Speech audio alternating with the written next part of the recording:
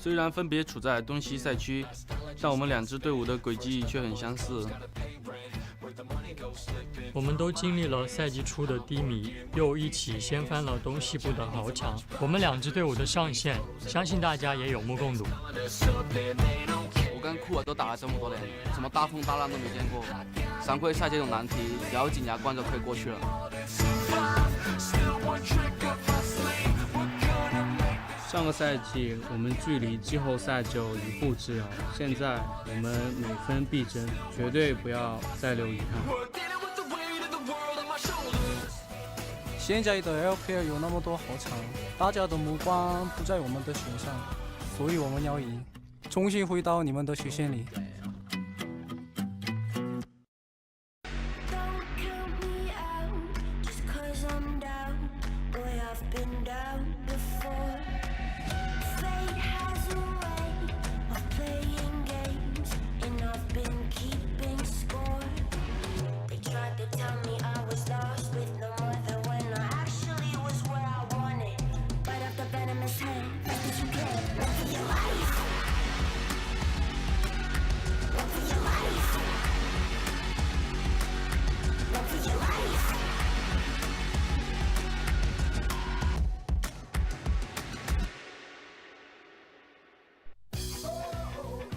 Hello and welcome to Week 7, Day 1. That's right, we're in Week 7 already of the LPL, over the halfway mark. I feel like we didn't even notice that happen. We're well on the way in the cross-conference and we'll be tuning into Shanghai. In fact, I'm in Shanghai right now and we're going to be watching FPX versus BLG for our first set of the day. We get to see Garen, we get to see AJ, and what's next? Oh, some shoes. That's what's happening, and we're practicing something, and it's AJ, once again.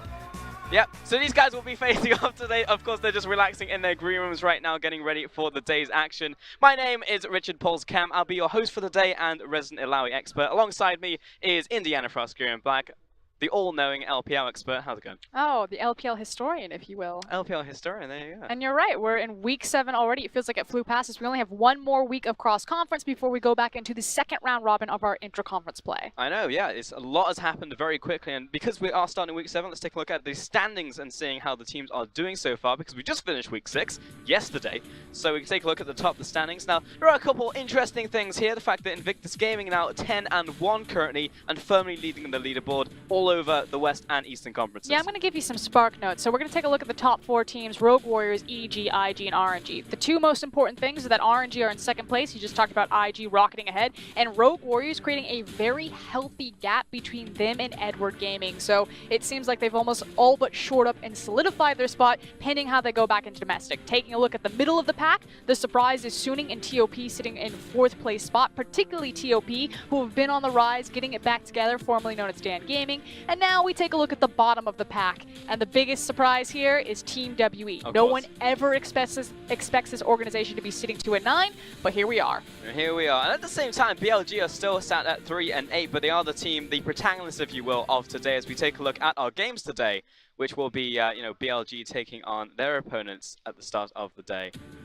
FPX, and that will be following that will be Vici versus Rogue Warriors, and that'll be also happening in Shanghai. So it's all happening in Shanghai tonight for us. And don't be confused, this Vici Gaming is very different, which is normally what we would expect to be a very one-sided match. Vici have completely blown up the roster. They're bringing on a lot of familiar faces as well. Maybe some Coco, if you will, and trying to experiment and find what's going to work for them. So I don't think that it's just going to be a smashing for our set number 2, and I definitely think set number 1 might go the distance. Yeah, for sure. I mean, it's just question marks over what the teams are going to bring us and what the team will look like in the first place. But talking about Rogue Warriors, they will be facing Vici at the end of today. They're also going to be playing on Thursday. That's right.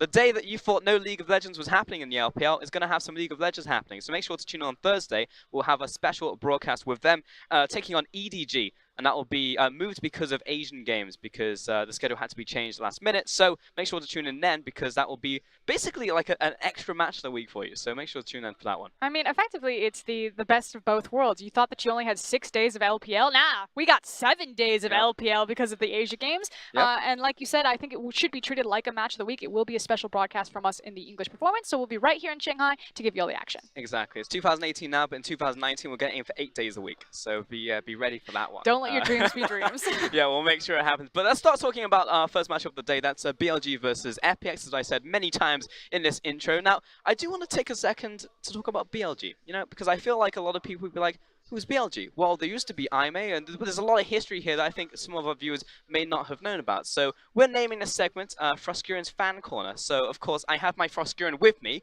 right here. This is my Froskuren. Now, Froskuren, why should I be a fan of this team? Oh, hello, gentle viewer. Please, come with me down to the fan corner. If you guys don't know, my Reddit name is That Chinese Fangirl, and today I'm going to make you a fan of Bilibili Gaming. Now, when you see it in the intro, normally there's this moment where Jin Zhao looks at the camera and he says, eventually fate will smile on us because we've been working so hard. And that line doesn't really mean anything unless you understand the context and the history of Bilibili Gaming. And it starts with not Jin Zhao, but a guy named Amazing J. Now, AJ came into the LPL around 2013 on a team called Energy Pacemaker. Now, of course, he's the top laner for Bilibili Gaming, one of our signature top laners, but he really didn't get his start until 2015 Worlds when he attended with Edward Gaming. You can see him right there alongside the Pawn and Deft lineup. Now, if you don't remember 2015 Worlds, I know you're an LPL fan, you try to forget it. It was a complete fiasco. EG completely crumbled. He didn't get to play in the quarterfinal matchup where ultimately they fell to Fnatic. That was in fact Koro, but he played through the entire group stages. And when Edward Gaming came back, embarrassment hands held in head, or head held in hands, they immediately dropped AJ and cut him from the team. And he was kicked back into the LSPL, our secondary pro league, now the LDL. Yep. And think of this effectively as the NACS. This is the challenger scene. So this guy, top of the world, you can see he's looking around, he's sitting next to Pawn and It's Deft. me. Exactly. Yeah. I'm on the world stage. Immediately, all the blame falls on him, gets a lot of flack, does not have a great performance, did pull out some of his signature picks like his Garen, and is kicked back into the challenger scene, thought to never be heard from again. Now, he is on the academy team for Edward Gaming, EDE at the time, and he goes, promotes them back into the LPL, then stands on top of the world and says, I will take this team to Worlds, and everyone thought he was nuts. Yep. He wasn't nuts, though. He was definitely not nuts. They still thought he was nuts until the very end, at which point he finally upset Team WE in this momentous occasion. I remember, you're actually there as well, Frusk. I remember your call. It's just like, what was it? Oh my God! Oh my God, I'm gonna cry while crying. I remember, like, I was tearing up as well watching this moment happen when I was at home. So this is 2016. IME then took the last spot to Worlds, formerly known as EDD, when they got promoted into the LPL. They needed to rebrand, they needed to rename. They became IME. You can see AJ on your screen right now, and this was in Guangzhou in the regional qualifiers, and they ran the gauntlet. This is such an intense tournament because our top two teams almost always qualify. It's usually EDG, it's usually RNG. There was one spot up for the grabs, and for the entire season, Team WE were touted as the third best team in China. Everyone thought for sure it was going to be Team WE in 2016. And then IME, a true Cinderella story, just popped out at the very end. They were behind gold in this game. It went to all 5 games, super late game, and AJ gets a crazy teleport flank on his signature pick of Nautilus. I mean, it had to be that way as well, because you look at AJ as a player, and he was never about the laning phase, really. He was always about the teleports, getting the clutch moments, pretty much. I think is the way that you can describe AJ as a player, how he is essentially the special ingredient to many of the teams that he's been on. The secret including, sauce. Yeah, exactly, for IME and now BLG in today's day and age. And the crazy thing is, in this Guangzhou arena, 99% of the crowd were Team WE fans. They were the heavy favorite team. Yeah. And when AJ, the square is in the middle and it's square, when AJ stepped forward and IME do take their bans, or bows, they got a standing ovation from a crowd that was relatively against them for this entire time. Relatively, it's like 90% Team WE fans for us. And it's familiar faces as we're looking at Coach Kezman and Firefox. If they look familiar, that's because that's RNG's coaching staff. The coaching staff that recently just picked up their MSI international victory and have taken 2 teams to Worlds, looking at 3 if RNG also qualify for Worlds, and that's LGD, IME, and now possibly RNG. So obviously a lot of history there. And what's interesting is that IME were known for their late game 5v5 wombo combo. You could never count them out until the Nexus was dead. They proved that on that day against Team WE in that best of 5 series. And now what are RNG really good at? They fall behind early game every single game against Fnatic at MSI, but they never say die. The morale, the mental fortitude. And I say this all the time, you can start to see some of the fingerprints that Kezman and Firefox have really left on that organization that started with IME. I mean, it's on both now, right? Like, you even look at BLG today, and they're pretty much the same team. You look at like the the same comeback roster. mechanics. For the most part, right? Because you have like Chieftain and the Mole now, but we actually Athena's saw still on the Athena bench. the other day. I mean, he came out for that second game, so we actually do see Athena nowadays from time to time. But you're absolutely right; they still come for the comebacks. And we thought that nowadays it's like everything's fixed. Chieftain and Mole come through, and it's just like great. Now they have an early game, mid game, and a late game. They're the best team ever. And it's pretty much now 2018 LPL. There's no more IMA. They need to rebrand to Bilibili, your favorite anime platform in China.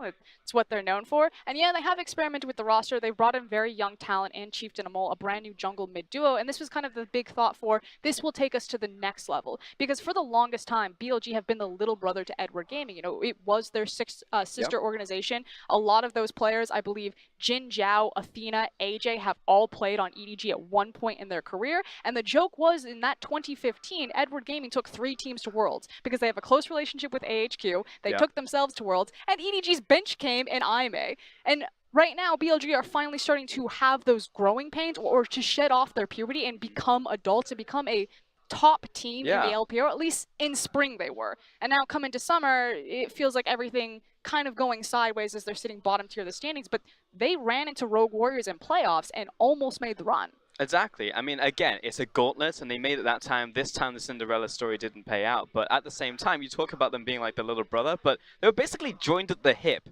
to EDG. I mean, literally, their organization. It's the neighborhood battle. Right. I mean, like, we went to their house, and they literally joined onto EDG's house. Like, they were literally joined to them. I mean, nowadays, they don't see much of each other because we have the traveling circuit. But I think that the rivalry is 100% still there. In fact, we saw BLG and EDG face each other the other day, and I was saying to my co-caster at the time, I was like, they're gonna play up. I think this is when it's gonna happen. They're like, nah. Like, you look at BLG, they were like 2-7 at the time. There's no way it's not gonna happen. EDG, it's EDG at the end. The machine, they will win this game. What happens? 2-0 BLG.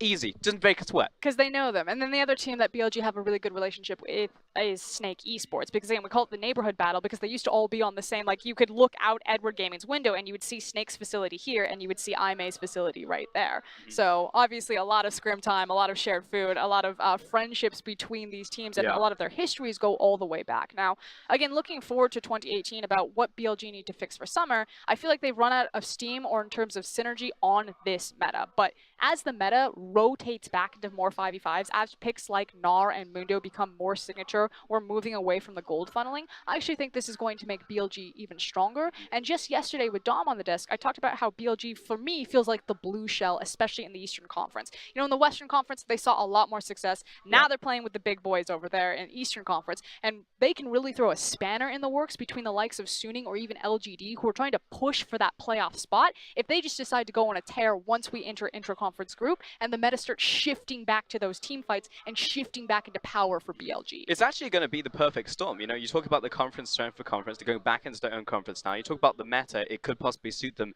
moving into the next couple of weeks of play. And they're a clutch team, I think, primarily because of Amazing J. So you go into the latter part of the split in summer, the split before Worlds, and there's a very real opportunity they could snag that third spot. Because you were just talking about, it's just like, well, it's EDG, RNG, you see them every year. Then you have like OMG, WE, and then like whoever, but like it's never usually like IMA or BLG or whoever they are usually not on the docket to go there, but you can never really count them out because they did it once. Why can't they do it again? And right now it seems like here in 2018 there's a very real possibility they'll do it again. It's also about how devastating BLG are when you get them into a best of 5 format. Best of 3 is quite punishing on them because I like the word that you used, which is clutch. A lot of the time we say miracle workers, like never say die. Unless BLG's Nexus is exploded, you can never take that team easy. They're crazy. They throw out massive wombo combo 5v5s. Their late game team fighting is some of the best that we have in the LPL. It's super exciting to watch. But ultimately, they still need to make it towards playoffs. But if they do get you in a best of 5, you never quite count out BLG. Yeah, I mean, it's the fact that they play up, right? Like, you talk about clutch, it's like play up in clutch situations, and then you look at, like, hard-working. They're also the hardest-working team in the LPL. I mean, not from our mouths, but from literally the teams and the coaches and everyone who works in the LPL. Yeah, fun fact, when we were in Guangzhou, I was there with Fish and Rusty going to cast the final and the regional qualifiers. We kept, you know, being backstage and kind of peeking in with the coaches, like, who's going to win tomorrow between Team WE? And we expected them to say Team WE, and everyone's unanimous answer was BLG are going to win. And we were like, what? BLG have been losing to Team WE, like all split. Team WE are clearly the stronger team. And they said, no. BLG are the hardest working team in the LPL. The hours that they put into scrims, the precision that they put into executing on their team fight, and it showed up. Yes, it went the distance, and yes, Team WE were ahead for majority of that series. Lost that game with a massive gold lead, but just goes to show the mental fortitude and resilience of a player like Amazing J and that BLG roster. It does. And I actually find like the whispers and the rumors in the LPL, because now that I'm actually here in Shanghai, because I'm a relatively new caster, you know, to the LPL, but like actually being here and hearing those whispers, so interesting. Because like back when Team WE and they were going into the finals last year, and I was just like, 957, I just don't see it. Why is he a good player? And I'm hearing from like and then Kled is perma-banned. Right, exactly, right. I'm hearing from all the top laners, and they're saying like, this guy's legit. He's like smashing everyone in scrims. I'm like, there's no way. Like, he looks terrible. And then he comes in, Fizz, Kled. I'm like, where did this come from? And then he just destroys everyone. Like, and then he goes to the international. And it's like, all right, 957. Okay, I get it now. But that's a history on BLG. They will be facing FPX here today.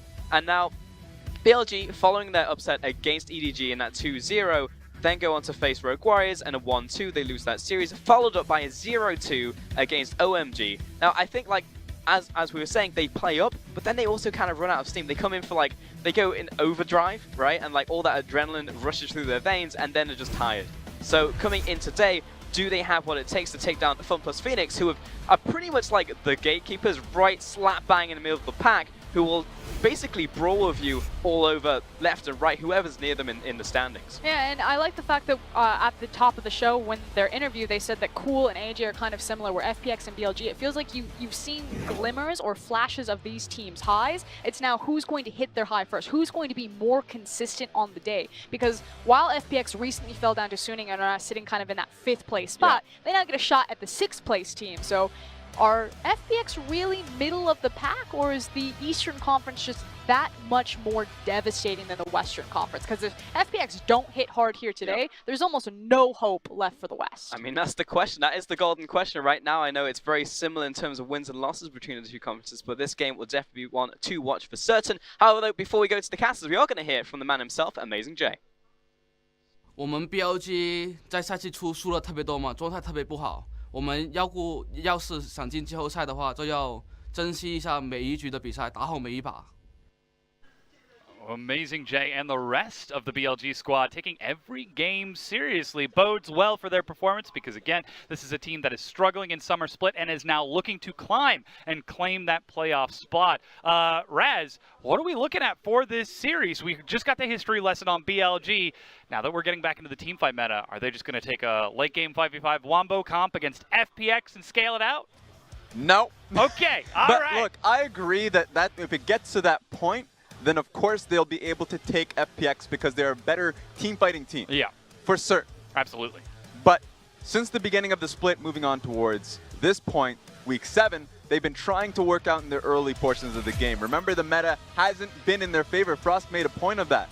They needed to work on something because they couldn't just assume that the meta will come back to a late game style. So what they did, putting a lot more games into Mole and Chieftain, they've been trying to work on the mid lane jungle synergy, and that's something we'll have to look at, especially up against Cool and Alex.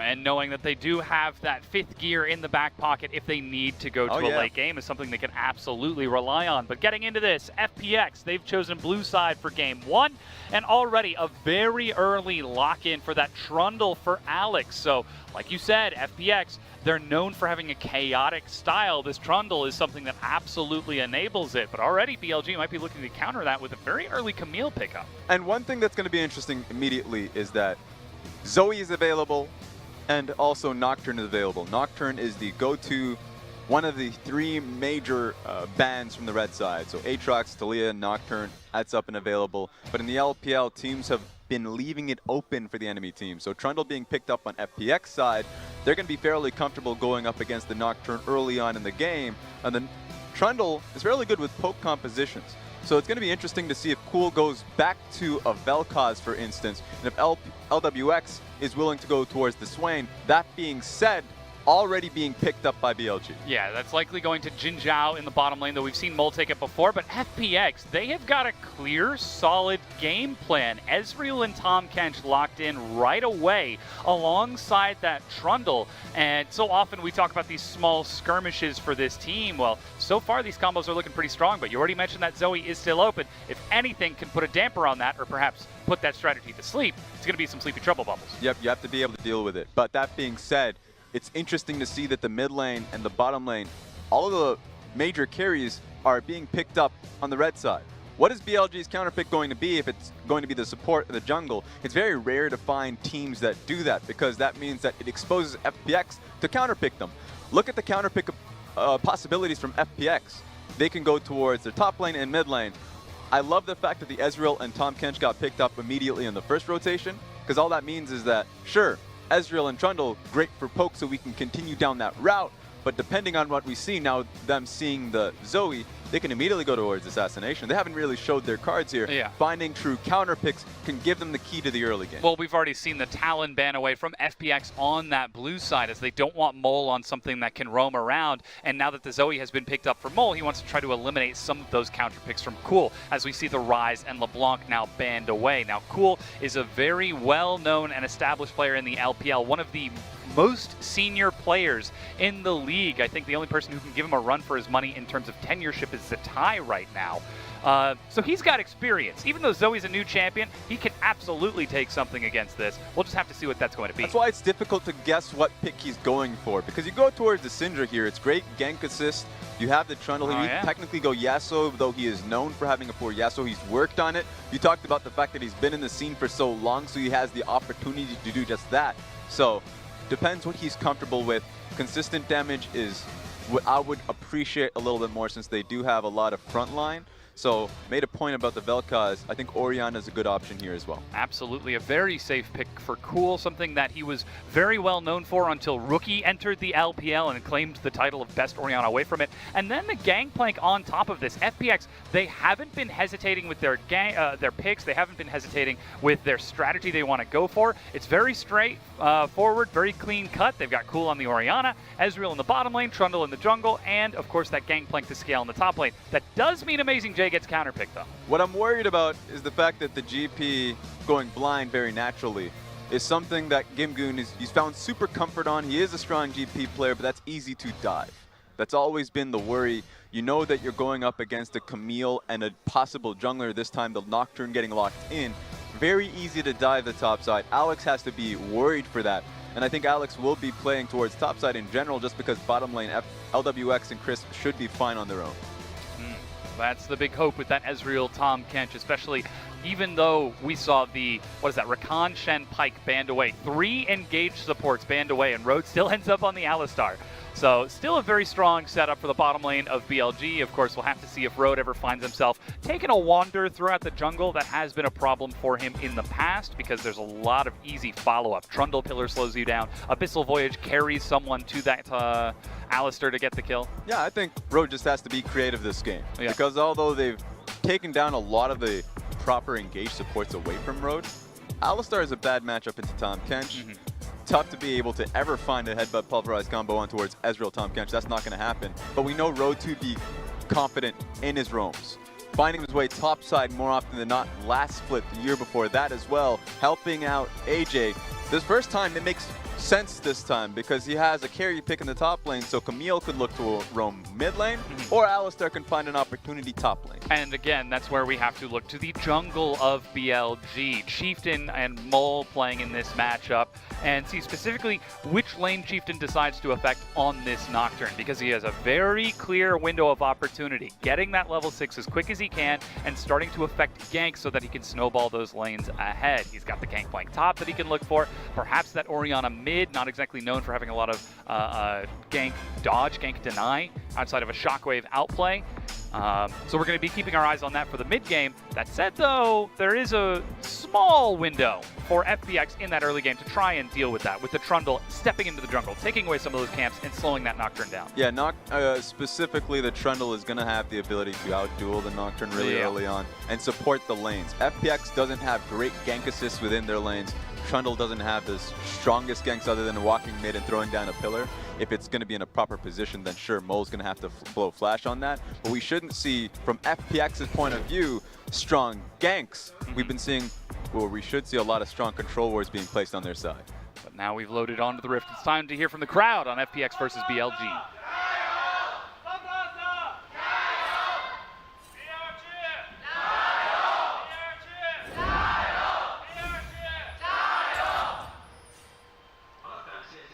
And one point that I want to hit on when it comes to FPX's style in this game is that moving towards a slower play, what their composition really is enforcing here, that is a real good point of growth for FPX.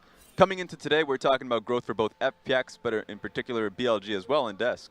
And both of these teams want to be able to find themselves in the top 4. I know technically FPX are tied for that with TOP, but points difference means that TOP is on top of that one. But making a difference, being able to take consistent sets versus enemy teams mean you need to be able to play a slower, more reliable early game. BLG have been falling through on that front. Sure, both of them have taken sets versus FPX versus RNG, BLG versus EDG. You have great highs, that's true. But consistency is what matters in the regular season, and that both of these teams really fail on that front. And that's exactly what we just heard from Frosk on the desk, is that not only do you have to succeed, but you have to consistently succeed, because it was that unexpected, consistent success for BLG that got them into Worlds in 2015 when we saw them make that miracle run. That was that they were able to go through the promotion bracket towards the end of the split. That said, it's been a long time since then, and this is a brand new BLG. Amazing J, Jinjiao, and Road are the only holdovers, with Athena still sitting on the bench behind Mole and Chieftain, but as we said, the meta no longer favors a late game team fight style. It's about that early game, it's about that laning phase. Yeah, they've been suffering when it comes to the meta, and they've been suffering when it comes to just constant roster changes. Chieftain, now their regular jungler, but realistically, they've been having a revolving door of junglers, and we know what kind of impact that does for you. I think 100 Thieves are a good example of that, bringing in Anda, and they've made mentions of that has to revamp your early game quite a bit, of playing around your jungler, of being able to path towards him, helping him out. Road has one of the highest kill participation rates of the supports this split. It's difficult for him because a lot of the times that means playing alongside your jungler. Both of them are Korean, so it's been a little bit easier than the last couple times with him and Ben 4. This time around, while it's easy, it's still not netting them the success that they would want. Oh, but look at this. Alex, he's actually managed to get to the blue buff as Chieftain scouts him. You can see the Mia pings as, oh, that's even the redemption being used. Sleepy Trouble Bubble. As Cool takes some damage and the heal goes back around, but now Chieftain is trying to duel Alex. This is that Nocturne versus Trundle duel you talked about, but supports are being pulled up. Yeah, I think it should be benefit of FPX here. They have the ability to burst it down with Q Smite as well, so here comes down timing. They're trying to break it down. Level 3 versus level 3. Smite means that Alex picks it up and he escapes. There we go. Chomp Smite is really what matters. It's actually just difficult for Nocturne to ever secure anything with an ability. Sure, Q Smite, not good enough in comparison to Trundle, so they come out with the win. And that's where we see Cool showing his comfort on that control mage of Orianna, forcing Mole back with a few aggressive trades and taking control of this lane.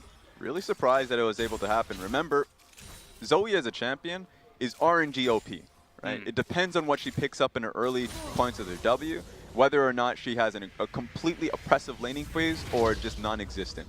This time around, she had redemption on basically second wave. Level 4 redemption means that she can shove the wave, also have her W just walk forward on that front as well. So she got a lot of damage level 4, but was still losing out apparently in the trade to Cool. So you can see that Orianna in the matchup is fairly strong ever since the buff, so she can consistently trade off of her W, knowing that it has 2 seconds off of cooldown. So I like the matchup personally.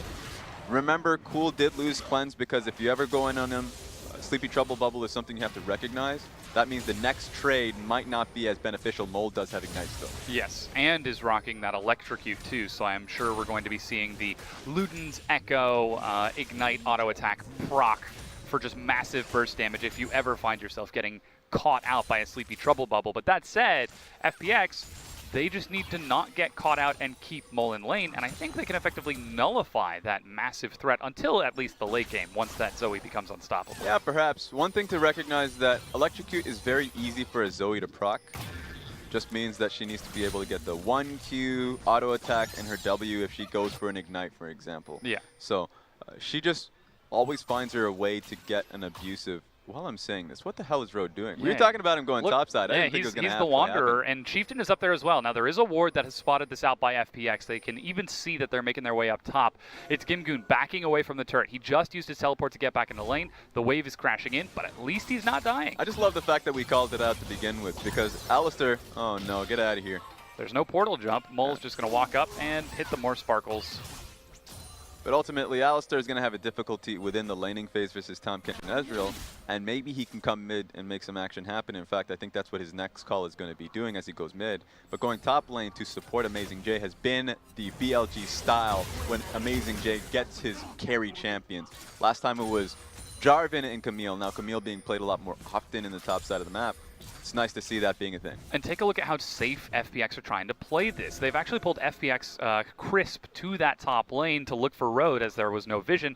But Road and Chieftain just backed away, and now they're the ones invading the jungle of FPX. This is such an interesting position. He's behind Alex right now, who simply flashes the wall. Alex is wondering why the hell is he there. Funny enough, he just caught them in the act of a dive setup mid.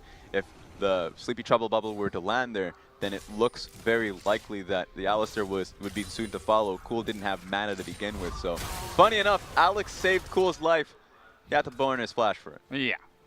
And this is the sort of communication that FPX have sort of struggled with in all of their games. They're still a young team, not in terms of the age of their players, but in terms of this specific group of 5 playing together, and it definitely shows. Crisp, a little bit late to the rotation for Road and Chieftain's attempted dive top, and then a bit late on the way back. We have to wonder if that's Gimgoon not scouting or not feeling safe to scout, or perhaps even Cool not placing vision on the bottom side of River to scout that eventual dive and save Alex's flash on the backside. It's definitely a give and take between both mid and jungle. Yeah. That Cool would need to call for help if he's getting shoved in. He has no power here because while he's gotten the wave properly near his turret, he's never going to walk up to a mole with Ignite Flash and electrocute. That's not reasonable. So he needed help from Alex. I think Alex was moving there to give him that assistance and then realized he was surrounded. So that was just a funny take on it. You're right about the story of FPX though. Being put together, all of them had their own quirks, personality quirks, and all of them seemed to be like bad in terms of team environment, because Gimgoon, while he was on a whole host of teams, starting out with Energy Pacemakers, he was a great individual player, but working in a team environment, there are all those issues of people not helping him, and he's getting dived sometimes, or he starts fights out, and he wouldn't necessarily have the team's backing. There are always breaks in communication. Now, of course, he's a Korean player in the LPL, so that could be a viable reason, but the fact of the matter is that it just happens. He's got to fix that issue now if he wants to continue to grow and see success with this team, because again, both of these teams are inches away from playoffs. BLG, the miracle run is still possible. Now note that was a Spell Thief Ignite. Mole still has his, so he just got some free damage. But with playoffs on the horizon, like we said, it's already week 7. We have to wonder, how much longer can these teams afford to make mistakes if they want to start looking towards those summer playoffs? Well, if they want the power in their hands, obviously they want to continue to push from this point forward. Yeah. These teams want to take the win now. But BLG, they're just 2 sets behind Suning Gaming. Suning Gaming's having on and off problems recently during the cross conference. So realistically, it's a good chance for BLG to find success and break into the 4th place spot. For FPX, they're literally tied. They're right there. Yeah. Exactly. So for them, they don't have to worry about it too much. But for the organization, last time in spring, they got booted out by point differential as well versus WE. They don't want to ever find themselves in that position again. So for both teams, learning the lessons of the past, they want to take the wins now because they can't allow the power to not be in their hands. And I gotta ask, Raz, which would you rather have? The BLG scenario where you're trying to sneak into playoffs from behind, or the FPX scenario where you are tied with 3 other teams scrambling over that? Which of these do you think is more favorable, as Chieftain and Road are doing the same damn thing? If at first you don't succeed, don't get a control ward to check out if there's a ward catching the second time. Oh, but they're not even hesitating this time. Cannon Barrage on the minion wave. He activates the stopwatch. AJ takes a lot of turret shots to get out, but even look at this. Mole is up there. Gimgoon, will flash away from this. Chieftain uses the spell shield. First blood goes over to Mole, even dropping the surrender flag, but look at that. The follow-up from FPX. They find 1. They find 2 kills off the back. And Abyssal Voyage gets Alex there to counter. Excellent response. The ward meant something. Oftentimes FPX can place the wards, but the decision around it falters. This time around netting 2 kills on towards Road and Amazing J. Here we go though, it doesn't end here. Crisp getting canceled out of that third auto attack, sorry, the second auto attack after the tongue lash. And not able to get the Devour. Mole, quick fingers get him to safety. Really well done. And at the same time, of course, LWX farming up alone in the bottom lane, keeping Swain down. I like this ultimately. FPX working well with the vision that they've had. First step, vision control is what netted them this. Road makes a second trip to the top lane. And while you can see BLG started this off poorly with Amazing J tanking first, it was the backup squad, Orianna, Trundle, Tom Kench coming in with his own ulti to make it so that they pay a heavy price to get the kill top.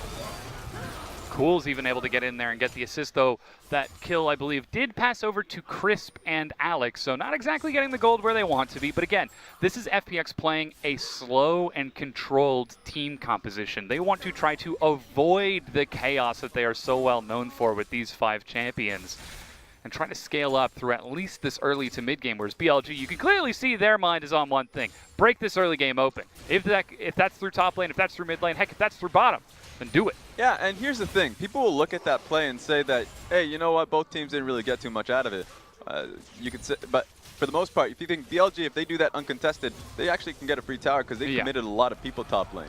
So that was actually completely nullified. Chieftain's using the paranoia right now. Sleepy Trouble Bubble will catch Cool, but he uses an early cleanse, and Alex finds himself a kill on the enemy jungler post-flash. And the story behind that is the entire side, the adjacent lanes to Alex came in to help him at the same time. Really well done. No point of Chieftain being there if he didn't have the shove in either lanes, and he pays a price for it. Well done from FPX. 2 plays in a row where you could see that FPX as a team is coming together. And now FPX will turn onto the Infernal Dragon off the back of that play. And like you said, this is FPX playing a completely different style, and it's almost paying off. Now Jin Zhao will get flung back with that shockwave. Mole is chasing down this kill into the back. They found Alex. Crisp picks him up, but remember, he's ignited in the belly of Crisp. Going to be spat back out. There's the cannon barrage as Amazing J joins in, and Alex gets back to safety. Amazing J decides not to follow up anymore as Cool flashes away, and FPX get the dragon and back off. Yeah, everyone is safe and sound. The only cost is a few flash and the teleport of Gimgoon to make it happen. Oh! Wow. Look at that. Unreal. 2 of the soul shards. That's nice. It's going to make it easier for him if he ever finds a pick on towards LWX. Let's see if that ever happens. But here's the trade-off. Chieftain on respawn. He's heading up to the top side to take this Rift Herald, even getting some assistance from Mole, but this is BLG who are responding to FPX's pick on that kill. Is still pressure in the bottom lane. Road actually is forced to use the Unbreakable Will. And here's the thing about this. Hopefully this might turn into LWX actually goes forward. Now Jin Zhao has flash. Look at that extra hit. And LWX, the shotgun, locked and loaded, starts firing some bullets. Yeah, he's going to come into the lane late. That's waves denied off of Jin Zhao just because he already used his teleport to get to that lane to begin with. So I wonder if that turns into any real tower damage. If they can actually take the tower off there. The next wave is taking a long time from them. So if they can't do it off of this wave, then they can't do it at all.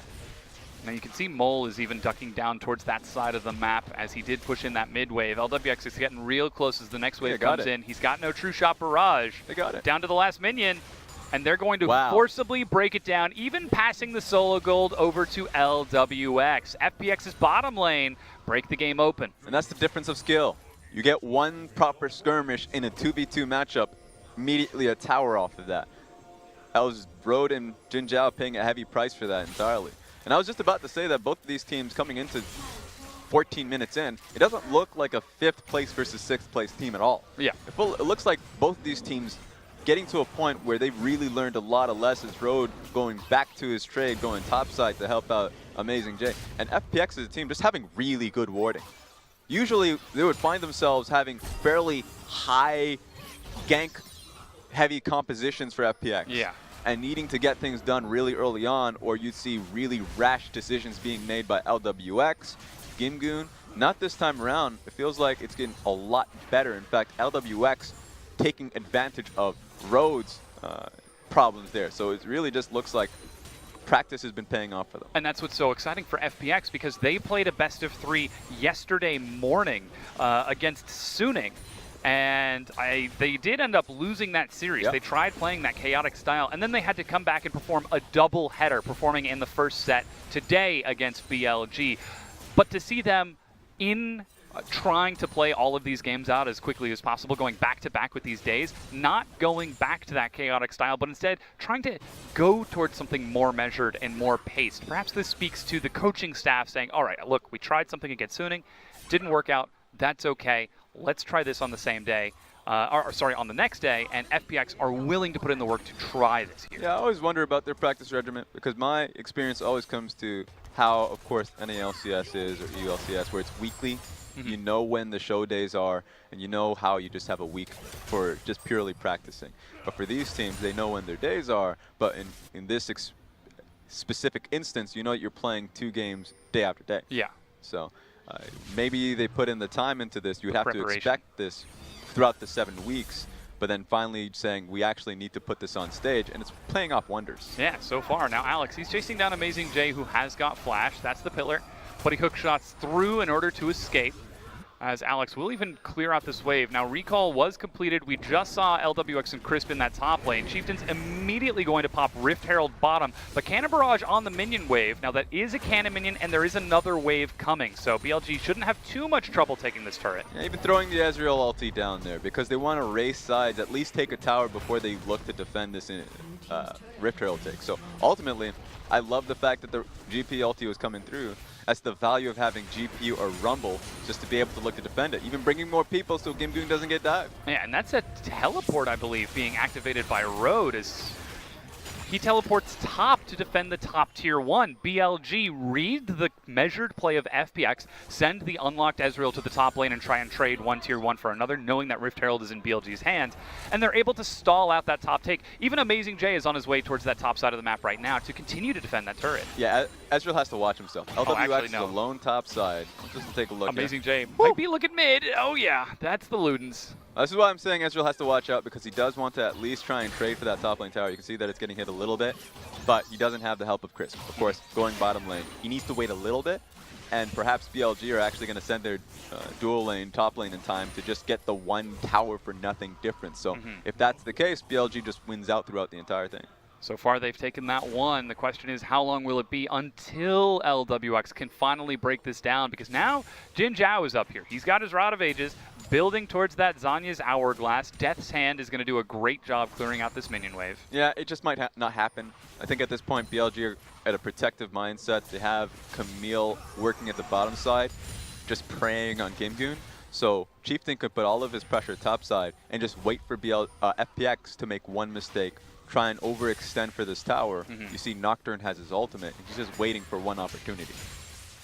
Just waiting for FPX to make a blunder. Now, we weren't expecting perfection out of this measured playstyle from FPX. BLG, they were able to find an opening and deny it. Keeping those turrets traded by taking the bottom tier 1 and even getting a full charge onto the bottom tier 2. But still, there is that window for FPX to try and open the gold a little bit later. They're up about 1,600 gold right now, and are going to turn onto this Ocean Dragon with push pressure in the mid, while FPX are busy trying to secure the red buff. So still, BLG are using their mid-game strength appropriately and flexing onto the map to keep FPX on the back foot. The question is, will they be the ones who make a mistake, or will it be FPX who makes a mistake taking a fight before they're ready? Yeah, we'll have to see about that. Currently, I'm liking what I see from both teams. BLG, of course, having Nocturne ultimate available to them. Flashes are all up. We'll have to see. Amazing J does have to get out of here. I think, remember, hook shot, actually what you end up maxing first, so he's going to be able to get that out of there scot-free, really low cooldown. But that being said, Nocturne having the proper vision control around Dragon, no way you can try and contest Dragon at all, or the vision that he has for himself. Yeah. So they just have to play it slow here. And that now means that FPX gets to continue farming up. Again, that Luden's Echo is now finished for Cool. Trinity Force finished for both Gimgoon and LWX as the Baron respawns. But now Crisp is up in the top lane. For the first time in a long time, LWX is no longer by his lonesome, and Jin Zhao still is. And just take a look at, yeah, you're right, the lane assignments are happening there. They should slow it down because one thing to make a mention of is LWX going for the double tier for himself. So it's going to take some time for him to not only just get the Muramana, now that it's just right now available, to now start stacking the second tier 20 minutes into the game. So he's waiting for time while you're looking to Gimgoon just waiting for gold. Right now, they scale very well now. The only champion that I would have said that doesn't scale all too hard is the Ezreal, falling off past mid-game. But now that he's going for the double tier comp, once he gets the second one, he actually scales quite well with his Q. That's going to be some big hits. We already saw the pressure that he could put onto Jin Zhao and Road, but now we see a rotation into the mid lane. Even the top laners are racing over here. True Shot Barrage not being used, but that's the Shockwave. Visions of Empire lands a slow. Camille was looking for a flank. That's Amazing J. But he doesn't find an opportunity to enter, and FPX, they just get some chip damage. Just pull BLG to the mid lane. And Alex is at a great point of the lane where he can track if Amazing J is coming at a flank from the right side of the map. That's important because that's the only thing they have to worry about in terms of hard engage. That and Chieftain. But if Chieftain goes alone, they can worry about Chieftain. Chieftain's not a problem. Here we go, though. Here's the maneuvering back and forth. That's actually a stopwatch to escape the Sleepy Trouble Bubble. Crisp, he's down to half health already. But BLG are the ones with the Ocean Dragon. They're the ones who will get mana and health sustain in these trades, whereas FPX, they're just running off of their health pools. That's the one worry, of course. The damage that they laid down under tower on towards Alistar is already just getting naturally good. Of course, through his passive, the Ocean Dragon, there's a lot that could do that. Targons, yeah. And with that, it seems as though FPX try to siege, but find themselves unsuccessful. BLG defended appropriately off of the pressure that Mole has been placing. Again, he's been stepping up a lot for the team since he has joined them, but will he be able to continue doing that over the course of this series as Gimgoon catches a wave bottom? I would expect it to happen in the next few minutes. For BLG, they want to heavily look towards bottom lane. Even though it's 22 minutes into the game, Baron is up and available, but mid lane tower is priority. And being able to take the bottom lane tower for themselves, BLG wants to utilize the extra push that they have bottom lane to actually invade and put down proper control wards. That's what they should do, and making Mole stick to the mid lane is how you do it. So he can actually start threatening the side of mid lane tower with the Sleepy Trouble Bubbles. That's how they should play it out. We'll have to see if that's how it actually goes about. You can see Cool and Mole close to even in gold, but in that bottom lane, LWX, 1,800 gold ahead of Jin Zhao without a kill or assist to his name. He's just 42 CS up. He's got the answer to life, the universe, and everything right now. And Gimgoon also on that gangplank, about 1,000 CS ahead. Mole with the late recall. They actually saw him go back, and they know that there's no teleport for him. Where's the wave clear in order to defend this? That's good information. They know that it's going to take some time for Mole to get here. Though the wave takes some time to finally get here, they can put some decent damage. It's on BLG to start a fight. Alistar going in. The four-man knockup from Road. He wants a fight, but he dies before getting the ultimate off. Amazing J and Jin Zhao coming from behind. Cool is the target as Chris picks up his carry and spits him back out. That's a never move, pulling him back in. And look at that, Jin Zhao finds the assassination onto him. Meanwhile, Cool, separated from his team, died as well. And BLG happily trade that kill.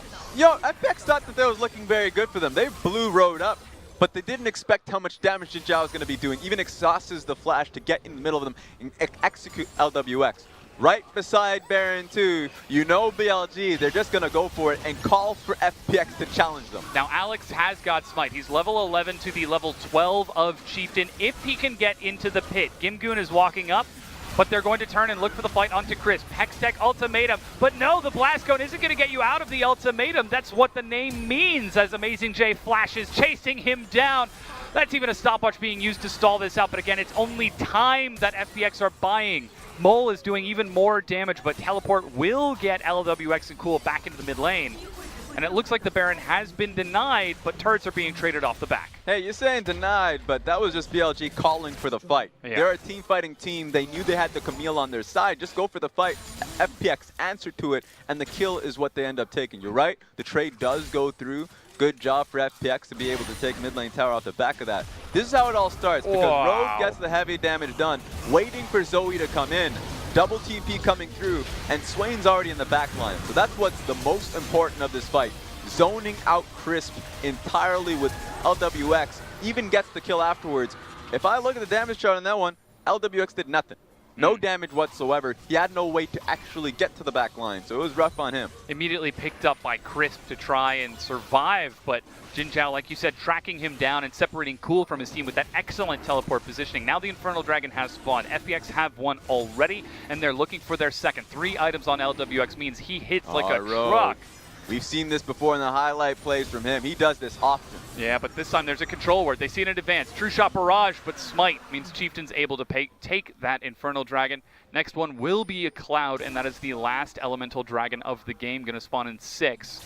But like you said, BLG setting up for these fights and just pulling FPX apart. Their preparation shines through. Yep. When you put them in this position, they shine in it. Issue is for them to get there to begin with without a massive deficit. They're just 3K gold behind at 25 minutes. So for them, they're like, thank the Lord we're not actually just that desperate. They're happy about that. It's very rare for them to find themselves that close into it. So at the end of the day, Road playing creatively, you can do that. You may see the cow on the ward, but what are you going to do about it? Exactly. It's one thing to know that there is a cow watching you from the next field over. It's the next to actually try and do something. Why? That does seem like an odd scenario to be in. If the cow is just... You open the door to your room one day and there's just a cow staring at you. You didn't grow up on a farm. You haven't seen some scary cows. No, that would be terrifying. What if the cow is like, no more cow tipping? And then it tries to get revenge by tipping you.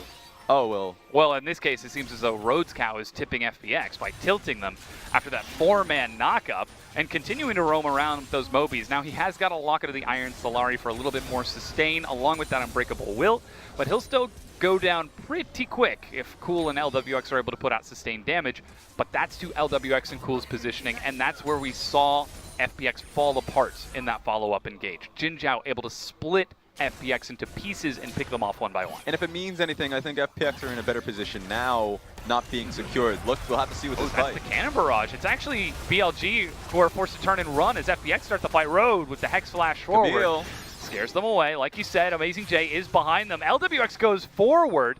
He's calling Amazing J's bluff. He knows that if he gets ultimatumed, FPX will simply collapse and kill that Camille before he can get anything done. And LWX, he's really feeling it now. This is real fun to see. FPX confident about the control ward that they had just behind them, knowing that Amazing J would not be able to get the flank this time around. So at the very least, FPX are confident, not going back because they lost the team fight before that front. So Baron is still up for the pickings, so the next team fight may result in who gets that. Could very well break this game, as so far it's close to neutral. 2 turrets to 3, 4 kills to 5, and only 2,000, maybe make that 1,700 gold between them. But FPX, they're going to enact a 4-man recall, and BLG, you can see, just playing around that vision around the Baron, trying to make sure that this side of the map is as dark and as risky as possible for FPX to try and take control of. That said, Gangplank is getting bigger, and so too is that Ezreal. Bilgewater Cutlass, Blade of the Ruined King is on the way, Steric's Gauge is now done, and Gimgoon working up for a BF sword on top of the Triforce Steric's. Clock is ticking. And four control wards from FPX with that mass base that they had too. So now having priority in the mid lane wave with BLG taking the second base, they're coming onto the map a little later on. Important because that means that FPX can actually just roll them all over towards the Baron side and take full control of it. It's on BLG now to actually act without vision. It hasn't been the case in the last couple fights. That's a shockwave. Unbreakable Will now used by Road. He's still got the flash as he's just caught out in a forward position. Now Amazing J, he's been on ward clearing duty, but he's got Road to help him out as he starts finally trying to clear these out. Sleepy Trouble Bubble, just waiting for the Paddle Star. But True Shot Barrage across 3 and the minions from LWX dissuades any further follow-up. Remember, that's going to be doing quite a bit of damage as the game goes on, because he actually has AP currently going towards Fulfill Seraphs. So we're at a point right now where FPX are doing a good enough job at slowing the pace of the game down. Morellonomicon being built on Cool, and he wants to, I guess he's going towards Rabadons immediately, but then after that wants a Void Staff because he still has to deal with the bruiser setup of Amazing J and Road. Yeah. That's his priority, and if he gets to that point, he's in the promised land because FPX should be able to deal with those team fights. Just comes down to how it actually gets executed. Yeah, I mean, that's the hope, right? They've got the Orianna, they've got the Ezreal, they've got the Tahm Kench, but when a Jin Zhao teleports in between the 3 of those and activates Demonic Ascension, then Crisp has to make a very important choice. Do I save my carry, or do I save our mid laner? There's just BLG is one of the most creative flanking teams. Yeah. So Road has been known, he even tried in this game to come in with a proper flank so you get a Heba Pulverize on primary targets, and then Amazing J naturally wants to do that. In fact, has been hunting for it all game long, and then Jin Zhao has successfully done it. So really this composition is super annoying to deal with FPX just want to go front to back, but there's no front to deal with it. It's BLG. They're flanking from many sides. Ooh, that's a Sleepy Trouble Bubble. Mole decides not to follow up on it. You can see even Crisp is ready with the Devour just in case he sees a projectile on the way. And Amazing J still just prowling like a predator in the jungle, just waiting for his opportunity. Just set up a tent there, why don't you? I mean, right now, it's basically his swamp. Ain't nothing pushing him out there. There's no log in the middle splitting it in half. That is all his, as Crisp has got nobody there to help him. There he goes. Finally, the rest of his team shows up, but that was a real dicey few seconds. You don't want to give up your flash just because BLG are feeling a little frisky for a fight. And Cool picks himself up that blue buff. FPX slowly having to give up ground as these trouble bubbles are landing one after another. But that was actually a really crucial take from FPX. BLG didn't hunt enough to actually steal that blue buff, didn't time it well enough. This fight's about to go for it. Yeah, that's the cannon barrage. Never move. Looking for Jin Zhao. He's still got flash. Alex hits the pillar. And that's Demonic Ascension. Flash headbutt onto 2. LWX is still alive in the back along with Cool. That's a shockwave. Amazing J dives in, but this is BLG taking it front to back. Cool and LWX are just pumping out damage. Amazing J goes in. The flash from Jin Zhao. He's doing so much, though. And LWX looking for the outplay. He's getting some more. Demon's Hand and the sidestep. He's able to get away from Mole, and that evens things out. 3 kills for 3, but Mole is on the prowl. Doesn't find himself another kill. It's a 3 for 3, but BLG got the tower because they're healthy enough. And remember, that was a fight that FPX picked. Why did they pick it? Blue buff was just taken by Cool. He actually should have just waited a while because Mole was running himself out of mana. He actually had to go to his own blue buff if he wanted to keep up the poke. So play it slow. You don't have to go out immediately. Now, we've been harping on execution, so maybe even if they won that fight, it would have been good for them. But the issue is you throw out the GPLT, it's in such a wide open space that they can just move away from it fairly easily, so that's ineffective. And then they throw down the pillar on towards Jin Zhao with full soul fragments. So he's like, okay, I want this fight. Give it to me. He gets in the back line, and that's why LWX, Cool, Chris, Alex, didn't want anything to do with them because of that. Jin Zhao is playing super well with the Swain today. LWX, the only reason he's able to equalize that fight is because he's such a mechanically good player, getting that last-second arcane shift to safety. But still, like we said, Jin Zhao on this Swain, putting up some numbers. 3 items now. Zanyas is about to come back up. He doesn't have flash, but he does have a needlessly large rod for needlessly large amounts of damage. Road looking for another fight. Paranoia. But LWX has no flash. Who is the target? Battlestar is going to be used in BLG. Just use it to disengage. Remember, look at how many control wards are in the area. It was smart from BLG not to go in. They had no idea where they were, essentially just running into nothing. Yeah, Mole's still in the front as Alex is getting real frisky here. He still feels like he could take a fight after just having lost one, but still 5 soul fragments on Jin Zhao. LWX, he's caught by the Sleepy Trouble Bubble. Forced to arcane shift back. FPX protect his position, but that means they give up the lane. And another one lands onto him. This is a game of terrain. The terrain is helping out Mo so damn well with the Sleepy Trouble Bubble.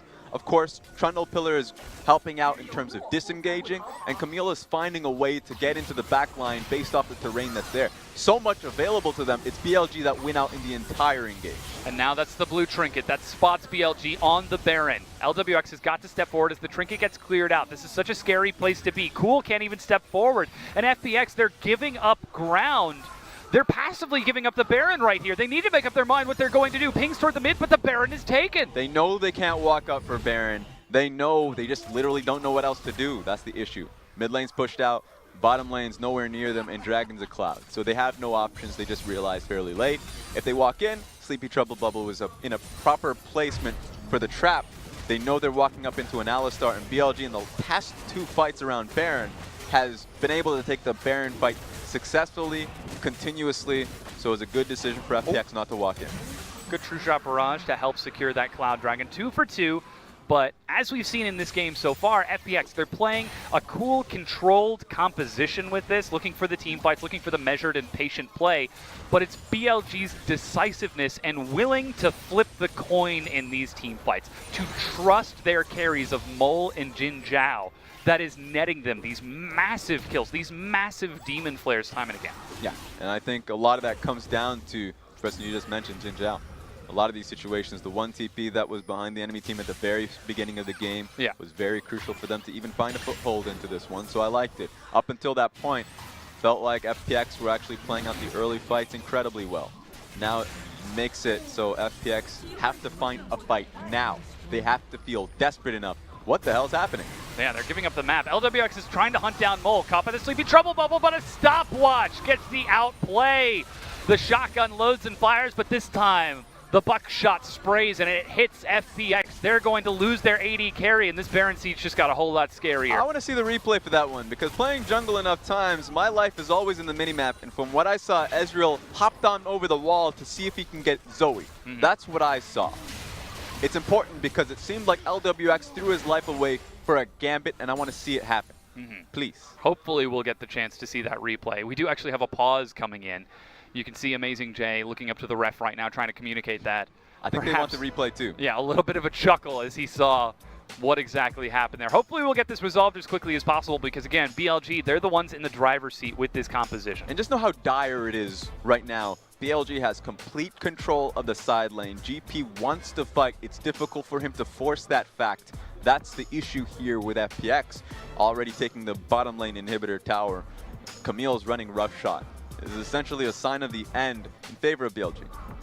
And even with FPX playing this patient style, I think we do still have to commend them trying to play this, because this is not their usual MO. This is not the usual chaos that we see from them, though LWX did his best to emulate that by trying to one-on-one a Zoe when the rest of the team was right there. If they lose this game, I don't want them to take the wrong lesson away from this, that, oh, we should never play slow or patient, because it's clearly working. They kept the early game pace, they took the early neutral objectives. It was in the execution in these team fights and BLG's outplays that netted them the victory, not the lack of the patient team style from FPX. Yeah, and while one legitimate criticism is that FPX is, when they're looking for drafting for a strong side of the map is incredibly beneficial, and I felt like in this draft didn't happen. It was a couple of passive lanes, so that's why, even with the passivity, I always look towards GP and say that sure, GP versus a melee matchup is fairly good for GP. Issue is that Camille does so well in dive threat. You saw how willing BLG were actually to look for that, not only for the Nocturne and Zoe, but bringing Alistar along.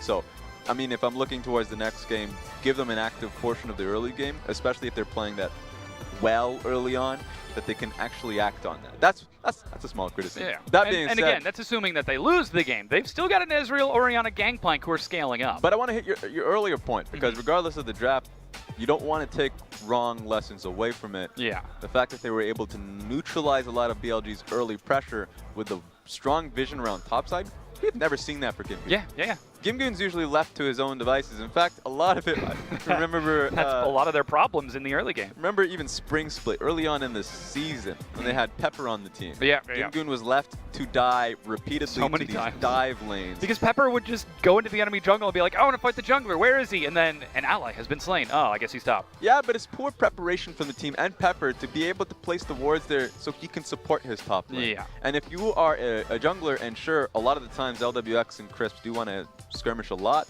but they pick for these passive lanes, then I would love for them to say, okay, if I'm supposed to be prioritizing Gimgoon's lane, then I might want to actually be there for him, place proper wards for him. And so oftentimes, FPX found themselves picking such poor lanes for Gimgoon later on in the split, just so he can team fight in the 30-40 minute mark. It's a bad lesson to take away from it, because you don't want your top laner having a consistent stat of minus 30 CS at like 15 minutes. Yeah. That's just bad. It just sounds so silly when you say, oh, they're picking to prioritize Gimgoon, and then maybe they should actually prioritize Gimgoon. It's like, all right, well, you picked to prioritize him, but you didn't actually prioritize him during the course of the game. But I think that's what we're starting to see a little bit more with the defensive roam from Crisp to try to counteract Chieftain and Rhodes' attempted gank top. Once he got level 6, was using that Abyssal Voyage to chase up after that. And even though we're seeing that a lot of that roaming from Road, the best we've seen from Crisp is when he is leaving that lane. Yeah. And even though LWX as a player really encourages you being beside him at all times, in the laning phase especially. But Crisp, when he finds himself in an Alistar, not in this game, of course, finding himself in the mid lane to help out Cool, help out Bing, has been the most successful FPX, most successful Crisp. So that's what I like to see, and him doing that, going top lane to help out Gimgoon, excellent. Please do that more times. And it makes so much sense that you do want to keep Crisp next to LWX because we call him the shotgun in the LPL. Sometimes you load a shell into the chamber, you cock the gun, you shoot it, and the buckshot just sprays wildly, hitting nothing. Sometimes you load a bullet into the chamber, you fire across, and you demolish whatever you're specifically aiming at. I think that's what we just saw with that attempt to look for the outplay onto Zoe. He saw his opportunity, he took it. If he got the kill, that would have done great efforts to stall the siege from BLG, Yeah, but he did lose his I don't life. want to draw conclusions on that. We didn't get the replay on it, and honestly, we just kind of saw mini-map stuff. So, but you're right, a lot of the times before those games, LWX is mispositioning, playing poorly just because he actually does want to find a play. He is a playmaker at the end of the day, and he's on Zaya more often than not, trying to find somebody in the back line, and he sacrifices himself to do just that. So that's an interesting perk and quirk, honestly, because it's a good thing, because you get some kills. That's fabulous. It can be a good thing, right? It's the same thing as the Scout Conundrum. It's a double-edged sword. When it works, it's like, this is amazing. Why don't we do this all the time? And then you see it fail, and you're like, oh, that's why we don't do this and it's all the time. Far more inconsistent for LWX. So a team that needs to find consistency. Yes, and so first person to look at when it comes down to those issues is LWX. So I want to see what's been happening in this game. So I do have a quick update for you folks at home. We do have a peripheral issue with AJ's hardware. We're getting it swapped out. Hopefully that'll be resolved as quickly as possible. Again, it's just mouse and keyboard. It's not that difficult. We'll get that resolved as quickly as we can and then get back into the game. So it was not LWX or Mole who were engaged in that last skirmish. So we know that that was a deliberate and concluded event, but it was elsewhere that the issue arose. Yep. So it's going to be interesting to see what that is now. For me, at the very least, while you say it's not that difficult, I always want... Are you saying you struggle with technology, Raz? Yes. I have problems, my friends. You were trying to troubleshoot the TV in the back room. That's a tough TV to deal with. Yeah, that's fair. That TV in particular. But a lot of the times, and I ain't going to speak for Amazing Jay, but keeping the water off the keyboard is very difficult for me. It's always, and I know I'm an excitable person. You have so many clips on Twitter of you spilling water on your keyboard. I saw that one a couple days ago. That one's where you were watching a VOD, you're like, that play was amazing. And then you just knocked your water all over your keyboard. Look, I like drinks. Everybody does. I'm a human being, and I'm excitable. So you know what? My arms are flailing. That just happens. I don't know about Amazing Jay. I know that we can get you a sippy cup. Would that solve the issue? Possible. Yeah. Well, okay. What kind of sippy cup would you want? Would you want like a team logo? Which team would you want on your sippy cup? We'll put it that way. I'm unbiased. You're unbiased? The LPL caster LPL unbiased caster. Give me the LPL logo. We'll get you a flip-flop sippy cup, so it has like some flip-flops on it to symbolize you hopping over from one to another. But again, we've got this peripheral issue on stage. We're going to get it fixed as quick as we can. You can see AJ just now testing out his peripherals as he plugged them in. As soon as those are confirmed to be working, then we'll hop right back into the game and get everything resumed. But on your screen right now, you can see communication has not begun back for these teams. So FPX, they're getting a few crucial moments to sit back and prioritize how they're going to defend this Baron Siege from BLG. Yeah, on that front, it is important. A lot of it's just you're not going to be talking to your teammates. They ain't going to be allowed. But thinking about it is important because when you're in the game, crucial milliseconds matter in those moments. How do I deal with the fact that my teammate just died beside me? How do I prioritize my abilities in this situation if I'm Oriana? A lot of those are real questions for FPX now dealing with that. And I think that's, in my opinion, I think that's why analysts look so smart. Because when they watch VODs, they pause. And they're like, okay, in this, where this player had 2 seconds to make a decision, I'm going to take 4 minutes to make a decision. And my decision will be the right one because I had more time. And then you hit play and you see the player made the wrong decision. You're like, well, see, he should have done this, this, and this. Well, of course. With more time, it's easy to look smart. That just depends on the situation. I mean, we're casters right now, so we can call it what it is. And these players I'm just being silly. Yeah, and these players do have to understand with the competition, the level of competition it is, making the right decision, one decision in an instant. for the team in that instant. While it's difficult for you, apparently for EDG RNG it's a lot easier. You have to deal with that fact. But no, you do have to deal with that fact. It's rough. And sometimes you're a team that does well in scrims. I remember hearing a video piece coming into this, I think one of our weeks, where Vici going up against FPX are like, we're confident. Why? Because our scrim works for us. We played this team numerous times and we have a favorable record. Okay, Excellent. Now you're on the stage. They lost that set. Yeah, you still have to actually perform on the day. Yeah, perform on the day, reliant on the decisions that are being made at that moment.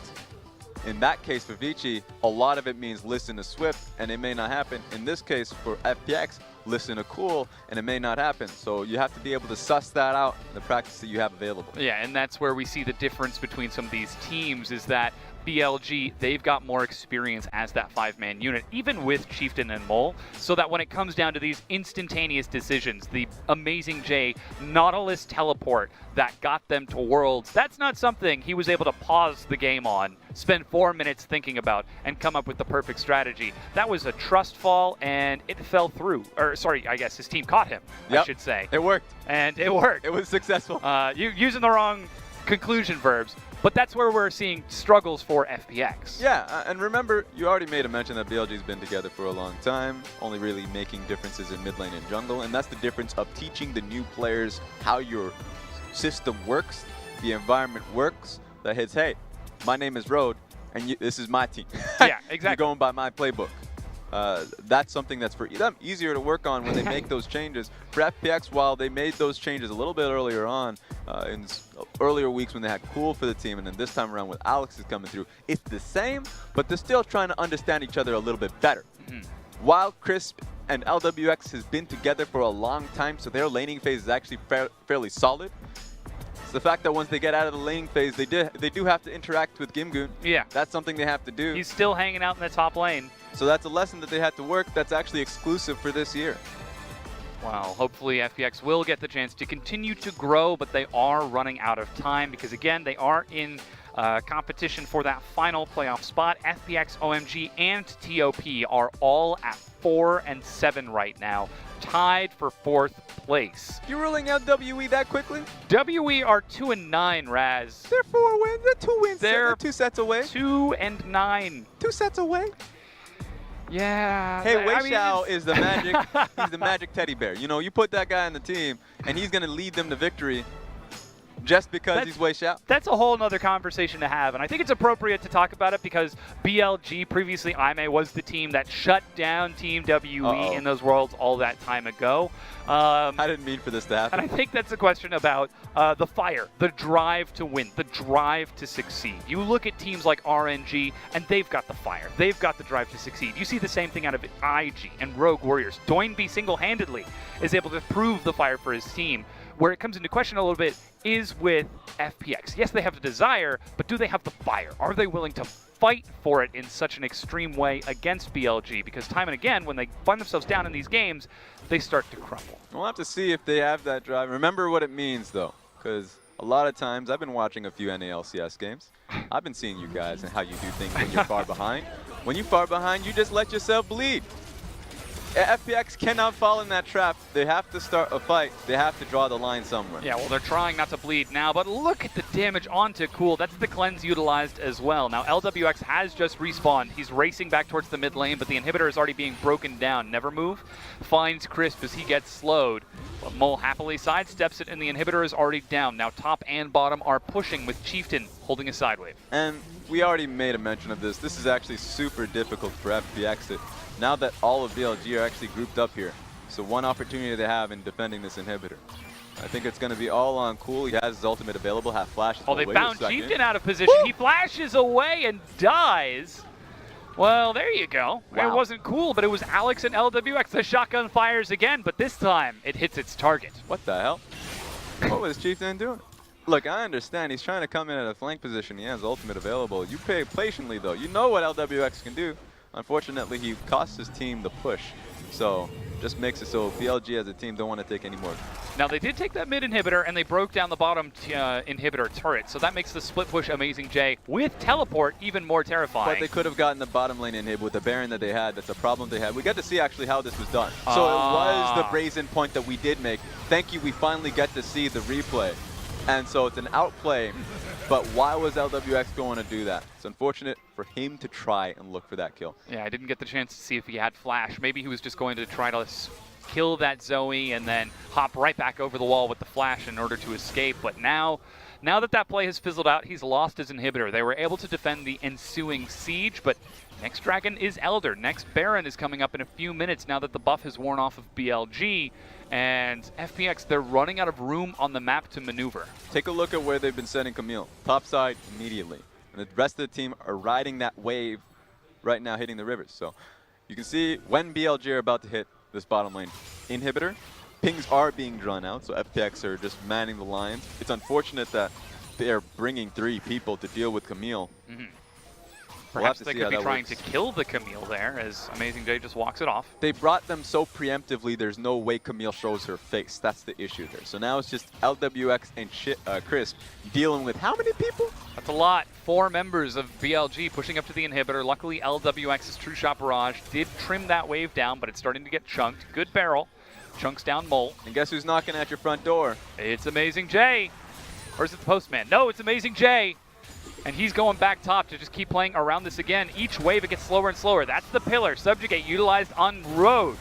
Already, they're going to try bleeding through his health, but even as tanky as Alex is, he needs some damage behind him. LWX starts to step forward. The inhibitor turret is gone. They did not find the kill, and they were unable to defend their top inhibitor. Yeah, you can see how difficult it is for FPX to even get a fight without the Orianna ultimate. So bringing her over was crucial, but it meant that they lose a top lane inhibitor. Now they lose bottom lane. The bottom lane inhibitor and super minions from the mid lane and Mole stepping forward. Cool is in the front. He's got no cleanse, so Chris forced to save him. On to the never move. Sorry, the Visions of Empire. Flash from Road. He wants to try to end the game now, but he doesn't have the ultimate. He dies, but the Nexus is bare. BLG, they're trying to break it down. LWX, does he have enough? He does not. BLG break it down 40 minutes in. And that's how simple it is. Only one issue, and it was off of Chieftain, obviously trying to come in a little bit too soon. But BLG take a step back, a crucial one, so they can come back, draw the lines again, and drive that nail in for FPX.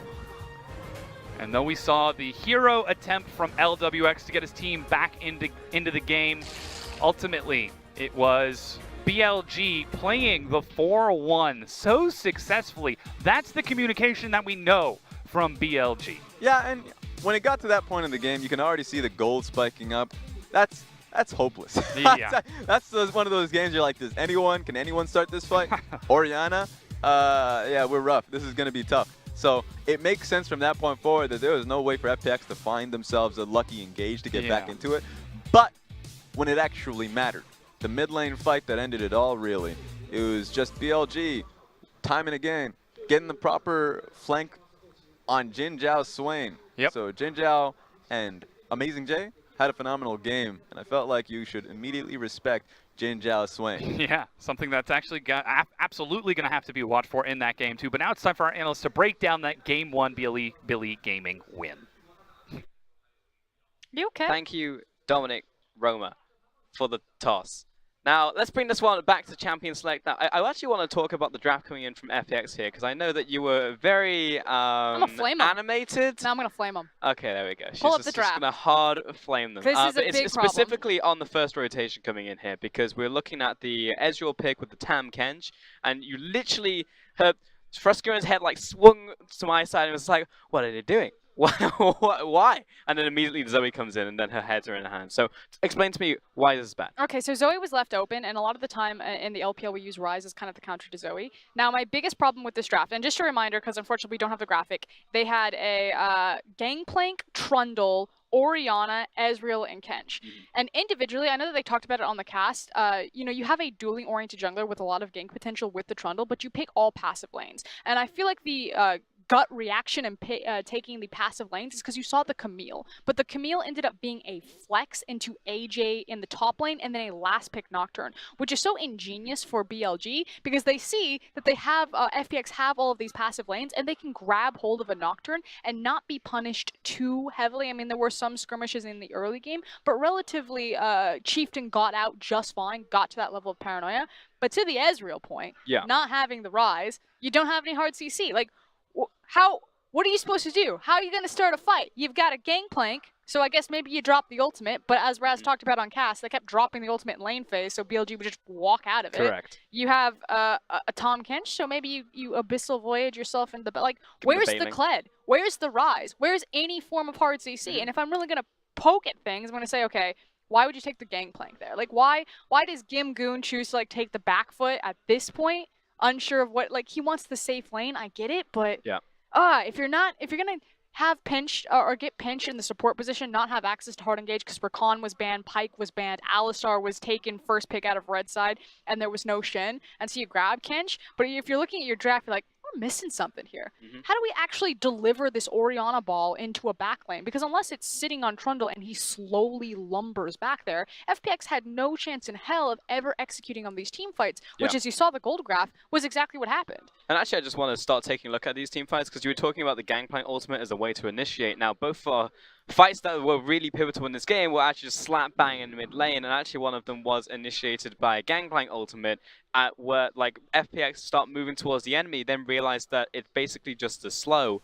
And then just get turned around on. That's the second fight. The first one starts off by Road just finding a 4-man knockup. I mean, the huge difference here is the amount of engage tools. So yes, Road goes down. He was being picked off because FPX felt pressure that they needed to siege in that moment, and they need to push the Alistar out. But the damage had already been done. You had not one, but 2 teleports into the backline. Classic BLG style. This is how they always like to play. It's just built into their DNA, and they execute on it brilliantly. And again, I go back to FPX draft. Maybe if you had a Kled, maybe if you had a hard engage support, or you prioritize that more heavily, you wouldn't run into these problems. But it feels like FPX just don't understand actually what they're good at or how to assemble a well-balanced composition. Like, you see a Camille and you're like, okay, she's probably going to gank all of my lanes. I need to play passive anyway. I'll just let them shove into me and take all of this gold. But the ingenious flex pick of then having Camille into the top side, grabbing the Nocturne, and BLG being like, haha, now there's nothing to contest our Nocturne. We're going to get level 6 for free. I mean, that's the thing, right? Because you talk about like FPX maybe not knowing what they're good at, but it seems like they started off and it's like, yes, Trundle, perfect, give Alex that one, and then like they didn't follow up with the Rise Trundle. And at the same time, that's the question mark for me, because they actually consistently draft short range to mid range compositions by throwing also a Kled in there at the very end as an amplifier in the same way that Rogue Warriors do. So for me, this was actually a blip on the radar where FPX, this is one of the times where they actually don't draft away just to charge face first into their opponents. Think of how much better that draft gets if FPX have Kled, Trundle, Rise. Even before you look at Ezreal and Tahm Kench into the bottom lane. Like, your ability to play a side lane, because Kled can be a split pusher, and then you have both the Rise teleport or a Rise ultimate as well as a Tahm Kench, so you can play a 1-3-1 instead of playing a team fight. Or, if you wanted to go the Orianna, now you have a Kled for a ball delivery service. So, I just don't understand it, and it's not like this has happened one time. This is happening repeatedly with FPX, and if I can tell that Mole is going to grab a Zoe right before we go into ban phase and then ban out Rise, FPX better damn well be able to tell that and grab the Rise instead of the Ezreal. Who's going to ban the Ezreal away from you? And even if they do, there are plenty of marksmen left. And that's the thing, right? Because I look at FPX and I'm like, they are actually very similar to BLG in the sense that like they're dissimilar, because BLG actually understood that we are a teamfight composition and we have like no laning phase and we are the comeback kid. That's how we're going to play. They said it multiple times in interviews, whereas FPX, it feels like they haven't identified that, even that they are the brawlers and they keep doing it anyway. So it's just like, at what point do you stop picking like these types of compositions? I remember when they went for like a pinpoint like guided missile comp and then played it like a 5v5 con. I'm like, what are you doing? Like, you know what I mean? Like, I'm waiting for FPX to identify that. That being said, on the positive note, I look at BLG and I see a lot of good things, particularly from Chieftain and Mole. You're talking about the Nocturne. I'm going to talk about the Mole in the mid lane with the Zoe pick. He's going to take on man of the match as well. Now, this is the major pain point for BLG heading into this series, because Mole and Chieftain were not performing. They get subbed out in the last set, coming into the second game. This time, massive changes within 2 days of their last series. And Zoe has just been dominating. I know when we were looking at those replays, Raz was talking about the Swain, and yeah, Jin Jiao did a great job flashing into the backline, making sure that he executed and popped all that damage, but it was Zoe who laid down all of the damage, not only by flashing out of the Orianna shockwave, but then also by following it up with a massive bubble across 3. Yeah, here we go. Yeah, this is the one. This is not Swain. Like, Swain gets a cool flash here. It's a flashy play, but just watch Mole and the damage and work that he's about to do here. Okay, Orianna ball is going to be set down. He's like, see ya, nerd. Not going to hit me. 3 people standing together. It'd be a shame if I had some AoE splash damage. And I do. And then Jin Jiao's like, hello, goodbye. Yeah, it definitely came with the layup there. And Jin Jiao definitely went a little bit deep at the end. But still, I mean, BLG getting it together, actually playing to their strengths, and also the fact that Mole and Chieftain are also getting it back together. This is reminiscent of when I first saw Mole and Chieftain back in spring, And when they came in at the end of the split for us. Know that they play Zoe, and Zoe has been on such a tear in the LPL as well as globally. She has a massive global win rate right now. So again, I go back to that Ezreal pick. Why the hell didn't you grab Ryze there? I don't know. That's the question. And maybe they'll change it up for that second game. Maybe they identify what FPX are good at. For now, though, we are going to take a short break before we head into that second game. 我们的目标是再次突出重围，哔哩哔哩干杯！